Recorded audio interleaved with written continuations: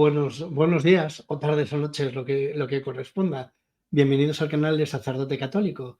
Y este verano he podido estar en Galicia, he podido estar en Cantabria. Llevo veranos que hemos estado haciendo el Camino de Santiago por todo el norte, desde el País Vasco hasta Galicia, viendo un poquillo toda la situación también de la Iglesia en el norte. Y la verdad es que me llama la atención lo distinto que es todo lo que estoy conociendo en verano a Madrid. Incluso me han dado tentaciones de quedarme en el norte, viendo que aquí es mucho más fácil la labor sacerdotal, ¿verdad? Hay un punto que me llama la atención, lo abandonado que está España de Dios. Por la crisis de vocaciones veo que cada vez hay más parroquias cerradas, que hay cada vez menos gente que vaya a misa, hay sacerdotes cada vez más ocupados en mil historias, en mil parroquias, ¿verdad? Que llevan valles inmensos, que llevan muchísimos pueblos, que no pueden atender a todo. Gente también muchas veces que les juzga mucho y no se dan cuenta que quien les manda a todos esos sitios son los obispos, no es el sacerdote por su propia voluntad que quiera tener cada vez más parroquias, ¿verdad? Son las necesidades, el ver qué hacemos, cerramos la parroquia o que vaya un cura una vez al mes, por ejemplo. Incluso parroquias que a veces prefieren tener un diácono permanente que les celebra la palabra aunque no haya misa, que poder celebrar la Eucaristía. También por el nivel de curas, que a veces los curas podemos llegar a predicar auténticas herejías y auténticas chorradas. El otro día me llamaba un chaval de la parroquia escandalizado porque un cura en Galicia había estado diciendo en la homilía que la iglesia debería abrirse y aceptar que la gente se fuese a vivir juntos para probar. Y dices, ¿para probar el qué? Hay que ser imbécil. Al final, el problema es que muchas veces los curas dejamos de rezar y empezamos a ver mucho la tele. Y esa es la gran perdición del sacerdote, el espíritu mundano. Pues llega un momento en el que te das cuenta de la pobreza real que hay, que tenemos muchos sacerdotes, que a través de la soledad, pues al final acabamos viendo todo tipo de series, todo tipo de vídeos, y lo que hay que hacer a lo mejor es estudiar un poco más, rezar mucho más y cuidar a la gente. Hay veces que es, no, yo lo que tenemos que hacer es educar al pueblo. Lo que tenemos que hacer primero es cuidar de cada uno y luego ya veremos en qué medida les podemos educar o les podemos formar. O a lo mejor es la gente la que nos tiene que formar. Una de las cosas que le suelo decir a mis feligreses cuando se dan de vacaciones es que el mejor apostolado que pueden hacer con los curas, cuando vean que a lo mejor hay un cura que a ellos no les guste o vean que hay algo malo, que recen mucho por él, que le quieran, que incluso se vayan a tomar una Coca-Cola con él y que le pidan confesarse. Porque a través de la confesión el cura también se forma, viendo cómo viven los laicos. A mí una de las cosas que más me llama la atención, que más me ayuda en mi entrega sacerdotal, es la entrega de mis feligreses, el ver a las familias cómo luchan, en qué luchan, ¿verdad? Cómo pelean por sacar la oración adelante, cómo se levantan antes que los demás para poder rezar un ratito antes de que lleguen los niños, antes de que se despierten los niños en vacaciones, ¿verdad? Pues llega un momento en el que el mejor apostolado que podemos hacer con el cura, en vez de criticarle, es cuidarle. Y a lo mejor poder dar testimonio de esa forma tan sencilla que es confesarse con él, que le puedes dar muchas pistas de cómo vivir, de cómo levantar un poco el corazón. A mí la confesión es de lo que más me ayuda en mi entrega sacerdotal. Pues a lo mejor va por ahí. Luego pedirles. Muchas veces los seminarios fueron cambiando según lo que iban pidiendo los seminaristas, ¿verdad? Iban pidiendo el poder hacer una adoración eucarística en seminarios que no había y poco a poco se empezaron a implantar las adoraciones eucarísticas, incluso rezar el rosario y al final sacerdotes que no se sentaban a adorar al Señor, digo sentarse, que no arrodillarse, al final acabaron usando incienso y capa pluvial. Pues muchas veces es así como un sacerdote cambia, porque al final el sacerdote es buena persona, por eso se ha ordenado. Si fuese mala persona, no se habría ordenado de sacerdote. Y muchas veces lo que puede estar es un poco solo. A través del cariño se puede influir más que echándole la bronca a la sacristía, ¿verdad? Que diciéndole cosas. Luego también es otra forma de comprobar un poquillo el tono del sacerdote. Si ha dicho alguna animalada en la homilía y tú le pides confesar, si no le da la gana, entonces ya ni le corrijas, porque no va a hacer ni caso. Ahí lo único que se puede hacer es escribir al obispo y rezar, porque el obispo quiera o pueda hacer algo, ¿verdad? Que los obispos tampoco son Dios. Y rezar mucho por cada uno, ¿verdad? Pues al final te das cuenta que en estos viajes que voy haciendo al norte, que es donde suelo descansar, ves dos tipos de sacerdotes, solo hay dos. Yo no conozco otro tipo de sacerdotes. Unos sacerdotes que rezan, que están entregados, que sufren por la gente que tienen, que pelean, que celebran 800.000 misas, que tratan de meter el amor de Dios en el corazón de sus feligreses, que son auténticos héroes, que para mí son un ejemplo tremendo. Estoy pensando ahora mismo, por ejemplo, en Gelo, que lleva todo el Valle de Celaya, ¿verdad? En Fernando Quevedo, que está ahí en sus pueblos intentando infundir el amor a Dios a través de las procesiones. También un sacerdote que ya no me acuerdo cómo se llama, el de Pravia, que es muy amigo de Manu González y que me dejó celebrar misa con los chavales porque ya no podíamos celebrar en otro momento y él estaba en la capilla haciendo la adoración eucarística por la noche con feligreses suyos, ¿verdad? Y un chaval parece que podía despuntar y acabar yendo al seminario. O sea, al final te das cuenta de dónde hay vida, que aunque sean pueblos que parezcan chiquititos o que va poca gente, si el sacerdote vive, si el sacerdote está enamorado de Jesucristo, si el sacerdote intenta dar la salvación de Dios, intenta dar a Jesús a la gente y llevar a la gente a Jesús, pues al final ahí hay vida y ahí acabará habiendo también incluso vocaciones. O no, también conozco un sacerdote, Nacho Andreu, un buenísimo, que estuvo en Vicálvaro muchos años y todos los años que estuvo se sentaba en el confesionario y no iba nadie a confesarse. Muchas veces se dice, si tú te sientas al final acabará llegando gente o no, pero este hombre vivía la fidelidad de sentarse todos los días aunque nadie llegaba a confesar, ¿verdad? Pues hay veces que es esa entrega heroica, entrega en lo escondido, sin que nadie se dé cuenta. Mirad, y esto es lo que me lleva a mí a rechazar una espiritualidad de éxitos, ¿verdad? Hay veces que parece como que la santidad está en el éxito apostólico y en cumplir los objetivos. Y al final te das cuenta que no fue eso lo que vivió Jesús. Jesús, os recuerdo, que murió en la cruz, abandonado. Solo quedaban unas pocas mujeres y el discípulo más joven. Y sin embargo luego resucita. Y nosotros somos católicos gracias a Jesús. Pues llega un momento en el que te das cuenta que la espiritualidad cristiana no es una espiritualidad de éxitos, es una espiritualidad de fidelidad y de entrega, de dar la vida. Aunque no veas nada, aunque no haya un éxito aparente, aunque parezca incluso que no hay frutos, los frutos son los que Dios pone en tu corazón. Ese es el fruto. ¿Qué es la santidad? Que la santidad es la vida de la gracia, la vida de Dios en ti y de tú en Dios. Esa es la santidad. Que te vayas identificando cada vez más con Cristo. Y Cristo no es el Cristo de los éxitos, es el Cristo más bien del despojo, el Cristo más bien del fracaso, el Cristo que sabe amar aunque no es amado. Esa es nuestra santidad. Esa es la santidad sacerdotal, ¿verdad?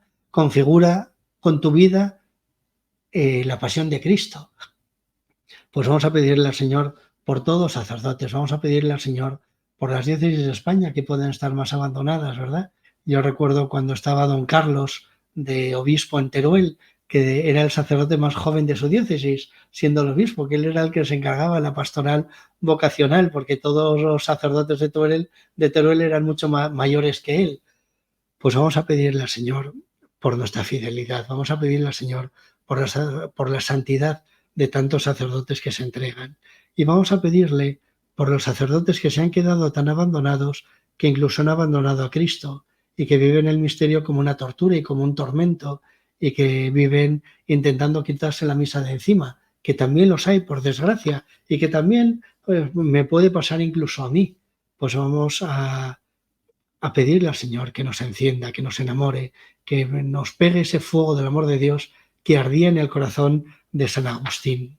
Hoy vemos la iglesia tan empobrecida. Hay tantos sacerdotes que celebran de cualquier manera, que incluso pueden celebrar con un trapo sucio en vez de con un purificador, que no hacen la debida genuflexión al Santísimo. Hay otros que no podrán hacerla porque tienen las rodillas mal, bendito sea Dios, y ahí suple una buena inclinación, pero los que por desdén, por desgana, por falta de fe, por costumbre, por falta de amor, pues celebran mal la misa o predican de cualquier estupidez, como ese cura gallego del que me contaron. No sabes cómo actuar. El otro día me decían que un sacerdote echaba broncas a la gente y echaba a la gente de la parroquia porque no soportaba que los niños gritaran. Yo no sé si será eso o que a lo mejor pidió a los padres que si el niño gritaba mucho lo sacaran de misa, se dieran un paseo y volvieran cuando estuviera bien. Al final no sabes si mantener un poco de orden y que la gente pueda celebrar la misa en paz ante también la falta de educación y el respeto de algunos feligreses que les da igual todo y que lo único que quieren es hacer lo que les da la gana. A veces no sabes si callarte e intentar celebrar la misa con la máxima devoción, aunque hay un griterío inmenso, o intentar poner un poquito de orden, cuando lo normal es que los padres vayan juntos a misa, evidentemente. No es una época fácil en la que se puedan turnar, sino que habrá que ir a misa con los niños. Pero si luego la lían, no pasa nada por salirse, darse un paseíto, calmar al niño y volver. Y es que, padre, entonces yo no vivo la misa. Ah, es la época que te toca con los niños pequeños. Al final, hacemos lo que podemos. Ese es mi nuevo lema sacerdotal. Antes era fuego venido a traer a la tierra y que quiero sino que arda. Ahora lo he cambiado por hacemos lo que podemos. Muchas veces no sabes cómo hacer, pero intentas actuar con el máximo amor a Dios y con la máxima caridad y delicadeza que tu carácter te permita. En fin, bendito sea Dios. Vemos, pues eso, a veces que las cosas son tan difíciles, que los laicos lo tenéis a veces tan difícil, que las familias lo tenéis tan difícil para poder ir a misa, para poder participar de la Eucaristía, para poder vivir vuestra fe, que en muchas parroquias se dice, no, vamos a formar, y luego no hay formación, que los grupos de jóvenes muchas veces no se da formación, sino que nos contentamos con que haya mucha gente aglutinada en torno a qué, ¿verdad? Al final, o nos reunimos en torno a Cristo, o llegamos a la gente a Cristo, y para eso hay que a veces ser exigentes y en los grupos pedir un poquito y rezar y que vivan la misa y que puedan asistir a una adoración eucarística juntos con toda la parroquia. O sea, tampoco se trata de hacer yo mi grupito y hacer en mi grupito lo que me da la gana, sino vivir también la comunión de toda la iglesia, ¿verdad? Abriéndonos un poco no solo a la parroquia, sino también a la diócesis y a la iglesia universal, que a veces es tan difícil, ¿verdad? Cuando de pronto oyes al Papa y se te caen los palos del sombrajo y dices, pero ¿cómo puede decir esto, verdad? Que en vez de un magisterio definido, que en vez de un magisterio serio, a veces un magisterio es a borde de la pregunta en un avión o de una homilía que de pronto se salta el texto y dice la primera cosa que se le ocurre. Tienes obispos que son deplorables, tienes otros obispos que son espectaculares y tienes otros obispos que hacen lo que pueden, igual que los curas. Que no olvidemos que los obispos empezaron siendo curas. A veces es tan difícil todo que hay muchas tentaciones hoy por hoy de tirar la toalla, de esconderte en una cueva. A mí las ganas que me dan es de irme a una hormita y olvidarme que existe el mundo. Ves también que hay sacerdotes que de pronto les empiezan a perseguir y no sabes por qué y no sabes qué interés se sigue al obispo o al vicario de turno en hacerle la vida imposible a uno o a otro, ¿verdad? O al Papa deponiendo a obispos que parecían buenos y junto con esos están los obispos de Alemania que ninguno ha sido depuesto, que tienes malos pastores, heresiarcas, gente que aboga por la homosexualidad en la iglesia, que va escalando cada vez más puestos de responsabilidad. Dios mío, ¿dónde vamos? Junto con experimentos vocacionales raros, te encuentras que cada vez hay menos vocaciones en los seminarios, que nosotros no podemos salvar a nadie, que quien salva es Cristo. Y eso es lo que hay que llegar. Que mi misión no es salvar la iglesia, que mi misión no es salvar la parroquia, que mi misión ni siquiera es salvar a nadie. Mi misión es dar a Jesús íntegro, según el depósito de la fe que he recibido, que los apóstoles nos entregaron, ¿verdad? Y eso es lo más importante de la iglesia, ese depósito de la fe junto con todo ese conjunto de gracias, de toda esa salvación que nos ha dado Dios en los sacramentos, que eso es lo que tenemos que repartir a expuertas, ¿verdad? Que eso es lo que Dios multiplica, que eso es lo que Jesús ha dado siempre, y que al final te encuentras que en un pueblo perdido, entre las montañas, Canta ahora surge una vocación porque un chaval se ha enamorado de la vida de un sacerdote entregado y ha dicho, ¡jo, qué maravilla poder vivir así! Y Dios le ha llamado al ministerio sacerdotal por el testimonio de un solo cura bueno. Pues vamos a pedirle al Señor que nos haga firmes, que nos dé la firmeza en la fe, que vivamos siempre conforme al depósito de la fe. Yo no quiero pactar con el mundo, yo no quiero una iglesia woke, yo no quiero una iglesia acomodaticia, yo no quiero una iglesia facilona. Es cierto que todos tienen que entrar, pero es cierto que la única puerta de entrada es Cristo, que no se trata de que soy budista y católico, pues no, o eres budista o eres católico, no se pueden ser las dos cosas. La puerta de entrada es Cristo, ojalá entrara todo el mundo, que la iglesia ha sido creada para que quepa todo el mundo, pero no todo el mundo quiere entrar. Y ahí Jesús, en el Evangelio del domingo pasado, lo decía, que solo van a reconocerle los que hayan sido invitados por su Padre, el que quiera vivir la fe, no el que crea que Dios existe, sino el que quiera vivir con Jesús, el que quiera hacer de su vida una cristificación. Pues vamos a pedirle al Señor que nos dejemos de chorradas, que seamos fieles al depósito de la fe y que cada uno en nuestro puesto donde Dios nos ha asignado, hagamos la voluntad de Dios. Demos a Jesús a los demás, que eso es lo único que importa. Mirad, en el apostolado muchas veces te encuentras con cristianos que también se equivocan a veces y que parece como que la evangelización es decirle a cada uno lo que tiene que hacer. No es cierto. De hecho, incluso el mismo Jesús lo que hacía era decirles, lo que tenéis que hacer es seguirme a mí.